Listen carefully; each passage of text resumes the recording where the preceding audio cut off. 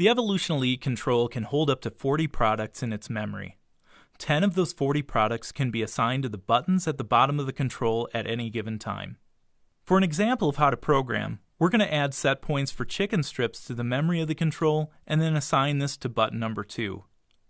At a minimum, we're going to need to know the name of the product, total cook time for the product, and then the cooking temperature. For our example, chicken strips, we're going to call them strips. They're going to have a total cook time of 5 minutes 30 seconds, and then the temperature will be set to 350 degrees Fahrenheit or 176 Celsius. To enter programming, press and hold the P program button for about 3 seconds. Enter the code 123.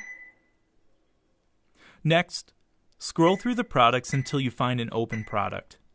Open products are usually indicated by the PROD02, PROD03, etc.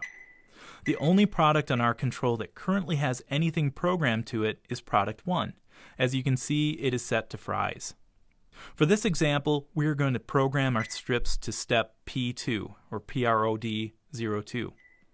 Press the right program button one time, and name appears in the display. Use the buttons at the bottom of the display to select the first letter, then advance to the next letter with the P program button. The letters are indicated under each button.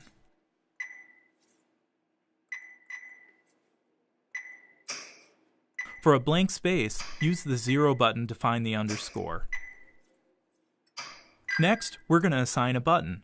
For this example, we said that we are going to program strips to button number 2. So all we're going to do is press and hold button number 2, and then the light is lit above button number 2. Once that light is lit, that tells us that now strips is programmed to button number 2. It's going to show up there. Press the P program button again, and now enter the cook time. Our temperature is already set to 350 degrees, so we can scroll to the next step. The cook ID is the 3-letter abbreviation that appears in the 3-digit timer display.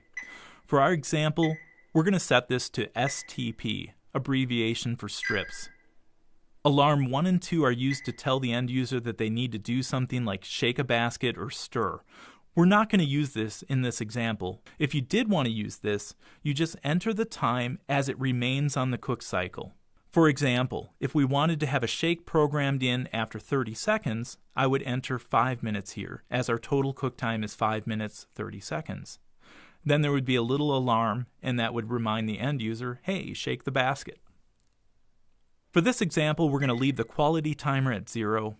But the quality timer is a timer that starts counting down as soon as the product is done when the timer is canceled. The quality timer indicates how long the product can be held before it would need to be discarded. For example, some stores may set the quality timer on fries to 7 minutes, which means that if the fries don't sell in 7 minutes, they would need to be discarded. Include and filter count should almost always be set to yes, unless you're cooking something where you'd not want to cross-contaminate oil. For example, if you had a vat dedicated to cooking only fish and you did not want to mix the fish-flavored oil with the other oil in the fryer, this would be the only time to say no. I would recommend filtering all products, as you have to be careful about the crumbs piling up in the bottom of the fryer. An average load compensation would be set to 10. This is the default of the fryer, and normally you don't have to change this. Load compensation ensures that if I cook a small batch versus a large batch of product, my product comes out to the same doneness. It does this by slowing down or speeding up the timer based on how much product is dropped. The more product, the slower it will take the vat to recover, and thus the slower the clock runs. If this was a small load, then the less time it takes the vat to recover, and then the clock will speed up during cooking. 10 is a normal setting for this. The lower the number, the less load compensation. The higher the number, the greater load compensation. Our range goes from 0 up to 20. So 10 is right in the middle. The load compensation reference, usually I recommend that this is set to the set point temperature. This is a standard setting and normally doesn't have to be changed. Full heat is like cook anticipation. 20 seconds is standard for this setting. This means that when a timer started, the fryer will call for heat for the first 20 seconds in anticipation of cold or frozen product being dropped into the oil. 20 seconds is normally set by default. PC factor of 5 degrees Fahrenheit is standard. PC factor stands for pulse control, and this means that the temperature will start to pulse when the temperature of the oil is within 5 degrees of the set point. This prevents temperature overshoot.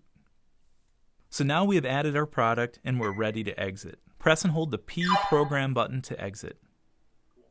To add your product to the menu strip, use a Phillips head screwdriver to lower the control board of the fryer. Push up on the bottom of the control while rotating the control to the downward position, as this will keep the control from dropping out of the panel.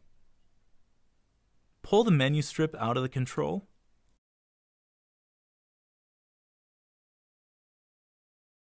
Then add your name of the product to the location it's assigned to. In our case, we assign strips to button 2. Slide the menu strip back into the control. Then tilt the control back up to the raised position. Again, make sure to push up on the bottom of the control while rotating. Put the 2 screws back into the control.